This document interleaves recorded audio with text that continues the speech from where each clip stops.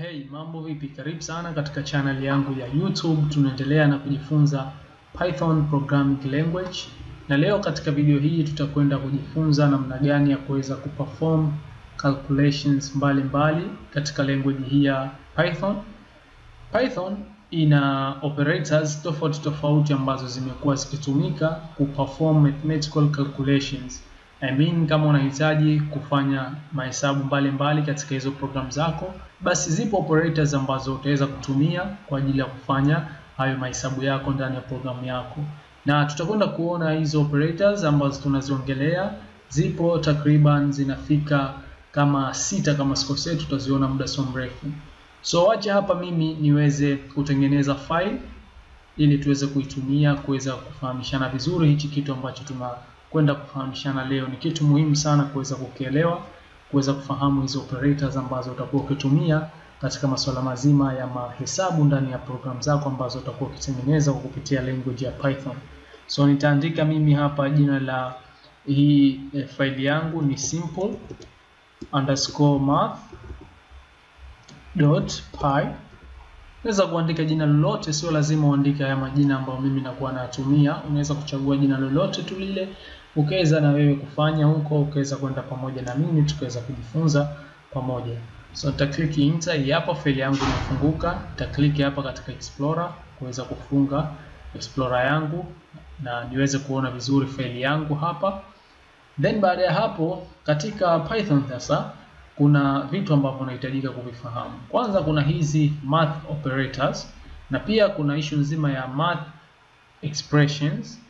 Then ukiachilia hizo pia kuna kitu kinaitwa Operands. Tutaenda kuziona nazo, tutaenda kuzifahamu vizuri tu. Kwa hiyo tukianza na hii math operators ni kitu gani? Math operators hizi ni programmers tools ambazo zina perform calculations mbalimbali. Ndio zinajulikana kama ni math operators. Lakini pia programmers anakuwa anatumia operators tofauti. Nitakuonesha hapa muda sio mrefu kuweza kutengeneza math expressions. Okay, math expressions ni hizo ambazo zinakwenda kuperform calculations kwa kuweza kupatiwa value fulani. Kwa mfano tukiangalia hapa katika hii Python math operators ambazo tupo nazo, tuna uwezo wa kuzitumia na kufanya calculations mbalimbali. Tupo na ya kwanza kabisa ni plus. Nadhani hizi tunazielewa, tumekuwa tukizitumia katika maisha yetu halisia, lakini pia tuna uwezo wa kuzitumia katika program zetu kufanya calculations mbalimbali. Kwa hiyo kuna hii alama ya jumlisha operators hii, then pia tupo na, wacha nitengeneze kama comment nikiweka hizi operators zetu hapa. Tupo na hii ya plus ambayo ni jumlisha tunasema, then pia tupo na ya minus, alama ya toa, na tupo na alama ya kuzidisha. Lakini katika Python, katika programming, alama ya kuzidisha takriban katika language nyingi tu inatumika hii alama ya nyota. Hii ndio inamaanisha alama ya kuzidisha katika mathematics, katika programming language ya Python.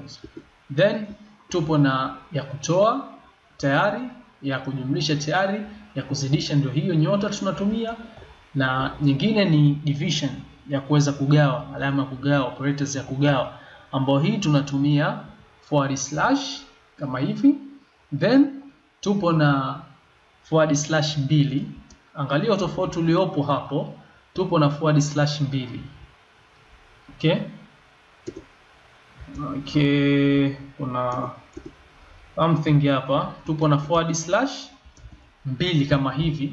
Hii underscore just nimeiweka tu, inakuwa haipo, lakini tupo na /2. Tutaenda kuona tutakapofanya baadhi ya mifano. Then pia tupo na reminder ambayo inakuwa ni %, na tupo na times 2 hizi ama *2 hizi ambazo zina stand ama zinasimama kama ni exponent. Kwa hizi ndio operators ambazo tupo nazo katika Python, ndizo ambazo zitatumika kuweza kufanya calculations mbalimbali katika program zetu. Na kila moja ina kazi yake. Kama tunavyofahamu, hii alama ya plus sio ngeni kwetu, ni alama ya kuweza kujumlisha baina ya value mbili. Na tukiongelea hizo value mbili, mfano upo na 1, upo na 2. Mfano acha niweke comment hapa nikuoneshe. Upo na nambari ya kwanza ambayo ni 6 uka plus na 10. Hapo upo na nambari mbili ambazo unazijumlisha, unahitaji kupata jawabu. Kwa hiyo tupo na 6 na tupo na 10. Kitu chote hichi kinaitwa kama ni mathematical or expressions ama math expressions. Lakini hii namba moja ambayo ni 6 inaitwa kama operands na hii namba 10 inaitwa kama operands katika hii math expressions yetu. Kwa hiyo tunahitaji kujumlisha, tunatumia alama hii ya jumlisha ama operators hii ya addition. Na pia tukihitaji ku minus tunatumia hii ya kuweza ku minus ambayo ni subtraction. Na then kuna hii alama ya nyota, pengine ndio itakuwa ngeni kwako kama hujawahi kujifunza hizi programming language, ndio kwanza unaanza katika language hii ya Python. Basi huku alama ya kuzidisha tunatumia alama ya nyota. Moja tu ndio inamaanisha kuzidisha. Then kuna hii forward slash ambayo ni alama ya kugawa, divisions, na tupo na forward slash mbili zinakuwa, ambayo hii ni integer divisions. Kuna divisions za aina mbili, kuna division ya kawaida na kuna integers division. Utakuja kuona utofauti uliopo baina ya hizi division mbili. Moja inakuwa ni forward slash moja tu, lakini nyingine inakuwa na forward slash mbili. Hii ya forward slash moja ambayo ni divisions ina divide namba moja na namba nyingine na baadaye inatupa jibu la floating point. I mean ukitumia mfano nikiweka hapa comment then nikaweka 5 ukigawa na 10. Okay? Ukitumia hii forward slash moja ambayo ni divisions ya kawaida, basi jibu ambalo utalipata utakuja kupata floating point, utakuja kupata namba decimal. Hapa automatic unapata namba decimal ndio, lakini mfano tukiweka hapa 20, kikawaida ukigawa 20 gawa 10 inagawa bila ya kubaki, kwa hiyo hupati decimal. Lakini kama umetumia hii divisions, basi moja kwa moja unapata decimal, inakuwa 20 gawa 10 unapata 2.0. Okay? Kitu kama hicho. Then tutakuja kuona tukifanya hapa, tukiprint tutaona output yetu. Just tunafahamishana tu kwanza kabla ya kuingia ndani na kuweza kufanya, tukaona output mbalimbali kwa kupitia hizo operators zetu na kufanya calculations mbalimbali. Kwa hiyo division ipo tofauti na integer division, tutakwenda kuona muda so mrefu. Na pia tupo na hii modulus ambao ni alama percentage, inaitwa kama ni modulus, na jina lake jingine la katika Python linaitwa kama remainder. Hii tunapo divide namba moja na nyingine, basi kama tunahitaji kupata kile kitu ambacho kinabakia, kama unavyofahamu unapogawa namba mbili, sometime kuna kitu kinabaki, kuna namba ambazo zinagawa na kubakisha namba fulani, lakini kuna namba ambazo zinagawa bila ya kubaki. Nadhani kitu hicho tunafahamu. Sasa kama unahitaji kile ambacho kinabaki katika namba ambazo umezigawa, basi utatumia hii remainder ambayo ni alama ya percentage inatumika. Pia kuna hizi exponent ambayo ni nyota mbili star, zinatumika kama ni exponent kama unahitaji kuweka namba yako na kuweka power katika hiyo namba yako, basi utatumia hizi nyota mbili na zitastand kama ni exponent. So nadhani tumeweza kufahamishana. Kinachofuata hapa ni kuweza kuoneshana tu mifano ya hizi operator zetu na kuweza kufanya nazo kazi, kufanya calculations mbalimbali. Kwa hiyo hapa mimi nitaandika simple program tu ya kuweza kufanya simple calculation. Mfano nitaandika print function yetu ya kuweza kutoa output, then humu ndani ya mabano yangu moja kwa moja nitaandika namba zangu tu mimi 2 nikiplus na 4 ama 4. Kwa hiyo hapa tunategemea kutoa output 2 ukijumlisha na 4 unapata 6. Kwa hiyo na run programu yangu na moja kwa moja nimepata jibu la 6 hapa. Kwa hiyo ndo kitu hichi ambacho tumekifanya hapa. Kwa hiyo tumetumia alama ya plus kuweza kujumlisha namba zetu hizi mbili, value zetu hizi mbili, operands zetu hizi mbili ambao ni 2 ukiplus na 4 na kupata jawabu 6. Pia tuna uwezo kutumia minus. Kwa mfano nitaweka hapa ndani ya print 30 nikiminus 6 tunapata 24. So nitasave hapa, then nitarun programu yangu na kweli nimepata 24. Imechukuliwa 30 ikatolewa na 6. Kwa tumetumia hii subtraction operations kuweza kufanya hii mathematical expression yetu hapa na kupata jawabu ambao ni 26. Pia ukiachilia subtractions kuna hii times multiplications. Kwa mfano mimi hapa nitaweka 2, nitaweka alama ya star nyota ikimaanisha nizidishe 2 tukizidisha na 4. Kwa hiyo 2 mara 4 unapata ngapi? 8. Kwa ndio output ambayo tunategemea kuweza kupata. So nitarun na ni kweli tumeweza kupata jibu la 8.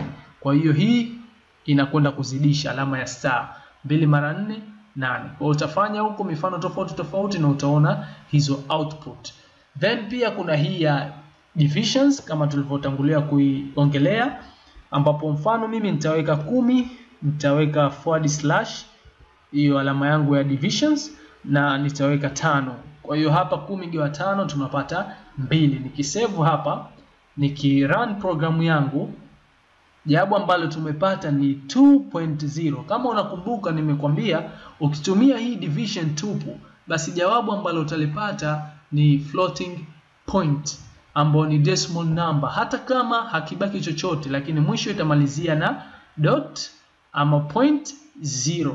Lakini tukiweka sasa hizi /2 ambazo ni integer divisions, hii inaenda kutupatia integer value ambao ndio jibu tutakalolipata. Kwa hiyo mfano hapa instead ya kutumia hii division moja tu, mimi nitaweka /2 sasa. Umeona? Kwa hiyo itakuwa 10 nikigawa na 5 napata jawabu 2. Lakini hii itakuwa haina floating point kwa sababu tumetumia integer divisions. Nadhani unaona tofauti uliopo. Wacha ni run niweze kukuonesha huko output. Ile ya kwanza tuliweza kupata hii 2.0, lakini sasa hivi tukirun tunapata 2 ikiwa haina .0. Hiyo ndio tofauti uliopo baina ya hii divisions na integer divisions. Divisions inakupatia floating point, I mean decimal number, lakini /2 ambao ni integer divisions inakupatia integers kama ndio result yako. Kwa hiyo mwenyewe utaangalia wapi ambapo unahitaji kwenda kutumia hizi operators mbalimbali ambazo zita fit katika hii operations yako na kuweka na kuweza kutumia. Then tukiachilia hii ya /2 ambao ni integer division, kuna hii ya remainder ambao tunatumia hii modulus percentage. Kwa hiyo nitaandika mimi hapa percentage, then itakuwa 10 nikigawa na 5. Kumbuka 10 ukigawa na 5 unapata 2 bila ya kubaki, hakibaki kitu chochote. Kwa nikisave hapa nitapata jawabu 0. Wana run na nimepata jawabu 0 kwa sababu 10 inagawa na 5 na hakibaki chochote, na ndio maana nimeletewa 0. Lakini hapa nikiweka 12, hapa tayari tukigawa tunabakisha 2 katika hii 12 gawa 5 inabaki 2. Maana yake itagawa ile 10 itagawa 2, 5 zinapatikana 2, then 2 inabaki hii. Kwa nikisave hapa nikirun kama unavyoona remainder ni 2. Kwa hiyo kama unahitaji kupata kitu ambacho kimebaki katika sehemu ambayo unahitaji kugawa pengine hizo value zako, basi utatumia hii remainder. Then ukiachilia reminders kuna hizi *2 ambayo ni exponent tunaita. Mfano nahitaji mimi kuweka hapa 2 exponent, okay, 20 exponent ya 2, na save na run programu yangu, na output tumepata 420 power 2. Utapiga hesabu huko kwenye calculator yako unapata jawabu ngapi? Programu yetu imetuambia 400. Umeona? Kwa hiyo ni exponent hii 20 mara 20 kama sikosei, unapata ngapi? Utapiga hesabu huko na utaweza kupata answer, lakini programu yetu imetuambia tunapata jawabu la 400. So hizi ndio operators mbalimbali ambazo zinatumika katika Python programming language kufanya mathematical calculations tofauti tofauti katika programu zetu. Nadhani tuishie hapa katika video hii ya leo. Utakuwa umeweza kujifunza kuhusu operators ambavyo zinatumika katika program zetu kufanya calculations mbalimbali. Kama utakuwa na maswali yoyote, kuna sehemu nimekuacha, unaweza kuweka comment katika sehemu ya comment na mimi nikiweza kupita nazo. kama kuna sehemu ambayo utahitaji niweze kurudia hujapafahamu vizuri, ama umepata error huko, naweza kuja kurudia na tukaweza kufahamishana vizuri na sote tukaweza kuelewa na kuweza kutengeneza programs ambazo zitakuwa zikifanya mathematical operations mbalimbali. Kama unavyofahamu programs zimekuwa zikifanya calculations mbalimbali, kwa hiyo ni vizuri kuweza kufahamu hizi operations, hizi operators zinazotumika kuweza kufanya hizo math operations mbalimbali katika program zetu. Asante sana, tukutane katika video ambayo itafuata. Kama bado huja subscribe channel yangu, ningeomba subscribe kwa sababu video hii just ni muendelezo tu. Kuna vitu vingi sana hatujavizungumzia, hatujajifunza katika Python programming language. Ndio kwanza tunaanza safari yetu ya kujifunza Python kidogo kidogo, then tutakapofika mbele tutakuwa tunatengeneza project mbalimbali ambazo zitakusanya vitu vyote hivi vidogo vidogo ambavyo tunajifunza. So share na wengine pia waje kupata kujifunza na wao. Asante sana, tukutane katika video ijayo.